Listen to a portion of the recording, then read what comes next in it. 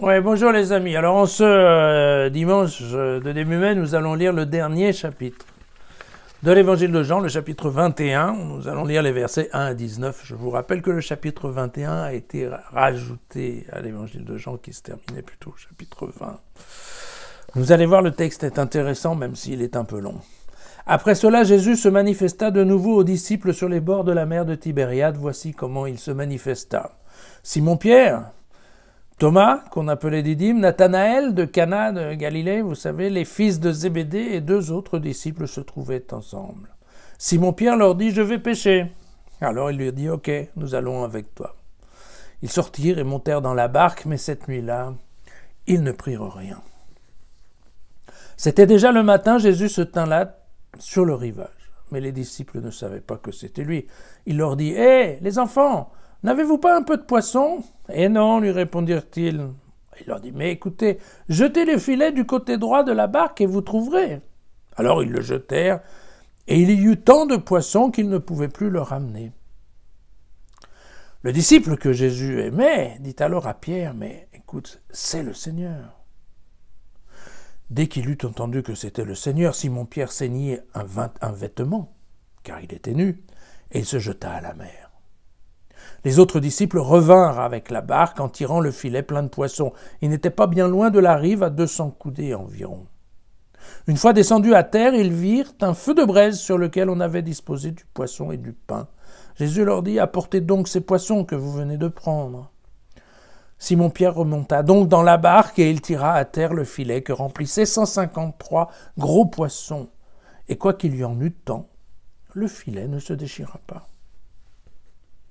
Jésus leur dit « Venez déjeuner ».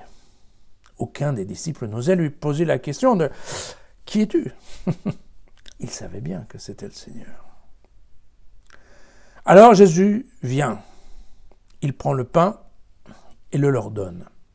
Il fit de même avec le poisson. Ce fut la 3e fois que Jésus se manifesta à ses disciples depuis qu'il s'était relevé d'entre les morts. Après le repas, Jésus dit à Simon-Pierre, « Simon, fils de Jean, m'aimes-tu plus que ceci ?» Il répondit, « Oui, Seigneur, tu sais que je t'aime. » Et Jésus lui dit alors, « Paie mes agneaux. »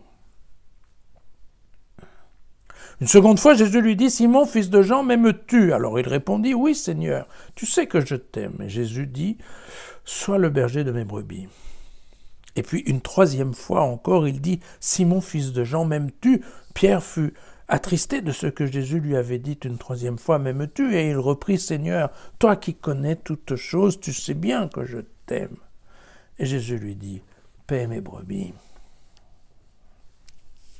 En vérité, je te le dis, quand tu étais jeune, tu nouais ta ceinture et tu allais où tu voulais, mais lorsque tu seras devenu vieux, tu étendras les mains et c'est un autre qui nouera ta ceinture et qui te conduira là où tu ne voudrais pas. Jésus parla ainsi pour indiquer de quelle mort Pierre allait devoir glorifier Dieu. Et après cette parole, il lui dit « Suis-moi ». Voilà. Donc, j'insiste bien, le chapitre 21 fait partie des modifications qui ont été apportées par la communauté johannique à leur texte de référence, c'est-à-dire le 4e évangile, celui qu'on appelle l'évangile selon saint Jean, de telle façon à ce que leur texte de référence soit compatible avec les textes synoptiques qu'utilisait l'Église officielle de Pierre entre autres, pour lire le dimanche et pour son culte. Voilà. L'Église de Pierre avait un certain plaisir à récupérer les dissidents qui étaient ceux de la communauté de Jean, mais il fallait quand même que ceux-ci fassent amende honorable et montrent un peu patte blanche pour s'incorporer. C'est le minimum des choses.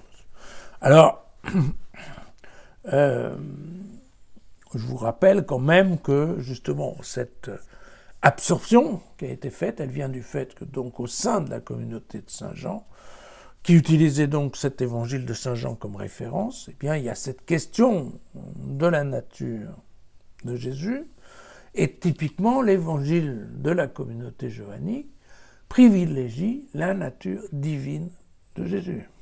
d'accord?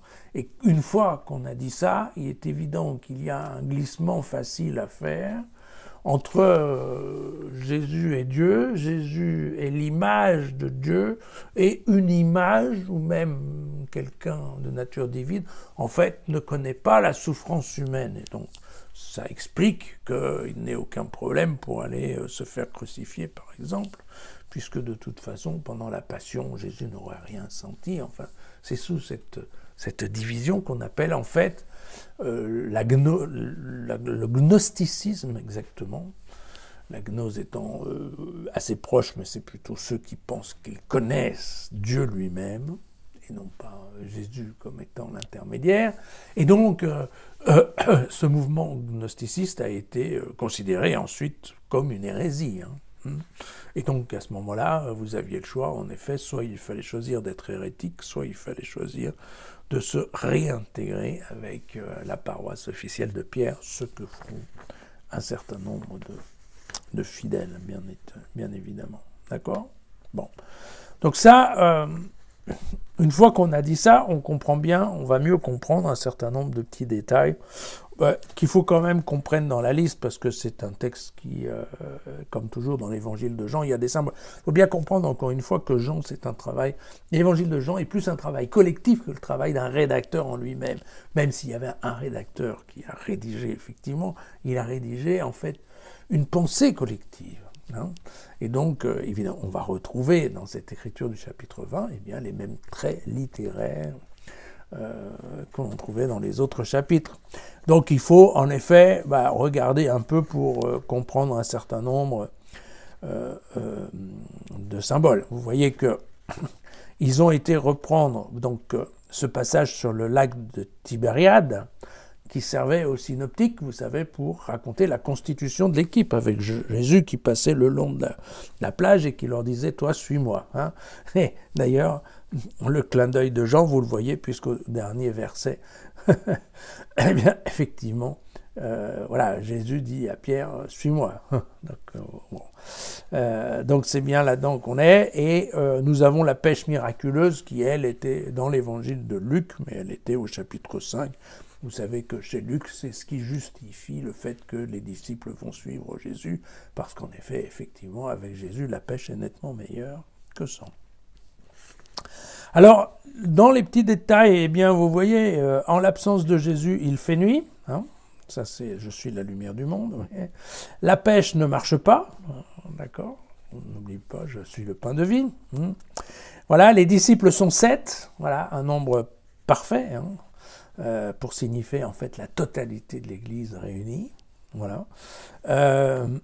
Dès que Jésus apparaît, vous remarquerez que le jour se lève. Personne ne reconnaît Jésus, pas plus que Marie-Madeleine l'avait reconnu, puisqu'elle s'était trompée avec le jardinier. Voilà.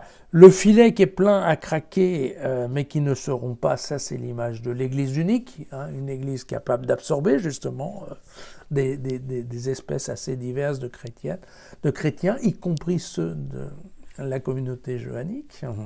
Et puis, les 153 poissons, alors 153, vous savez que d'abord c'est un chiffre merveilleux puisque c'est la somme des chiffres de 1 à 17, mais qu'en plus c'était supposément le nombre d'espèces de poissons qui étaient dénombrés à l'époque. Bref, de toute façon c'est un très beau chiffre. Voilà.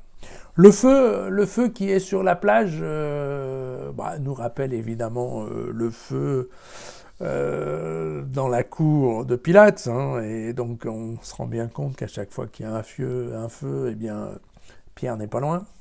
Voilà, le Pierre du reniement n'est pas loin, c'est ça l'idée. Vous remarquerez d'ailleurs que les poissons ne sont pas les poissons qui sont sur le feu ne sont pas les poissons de la pêche, parce que, eh bien voilà, pour Jean, c'est Dieu qui nourrit les hommes, c'est pas autrement que ça se passe, d'accord ?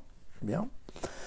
Et puis, vous voyez qu'ici, Jésus mange également, comme chez Luc, la mendication comme signe de vie, dynamique de vie, voilà. Et puis alors, évidemment, dans la deuxième partie de ce texte, il y a les trois questions « m'aimes-tu » qui font référence en fait aux 3 reniements de Pierre, avant que le coq ne chantât. Alors, il y a un point de détail, oui, je vous l'expliquerai après. Vous remarquerez aussi que probablement, si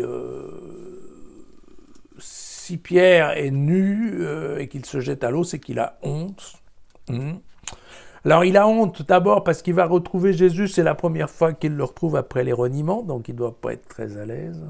Mais ce Pierre qui est nu et qui a honte devrait aussi nous rappeler Adam, qui a croqué dans la pomme, qui a découvert qu'il était nu. Vous savez, il se cache derrière une feuille de vigne, mais surtout il se cache derrière un arbre.